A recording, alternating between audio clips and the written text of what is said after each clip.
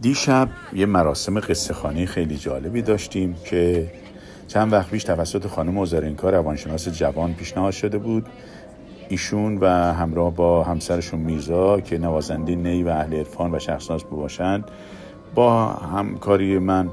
این مراسم رو اجرا کردیم. من دف زدم، در مورد مولانا، کودکی مولانا و ملاقات او با عطار نیشابوری گفتم و شرکت کننده ها که دانشجوهای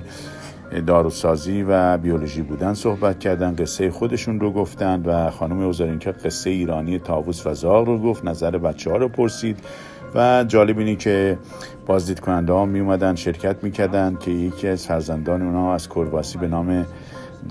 داریه که میگفت که یعنی داریوش شاه ایران، اونم تا آخر با ما بود و خیلی خوشش اومده بود. و در نهایت من هم در رابطه با زادگاه هم قروه و پیامبر قربان علی قصه گوی قروه درگزین صحبت کردم.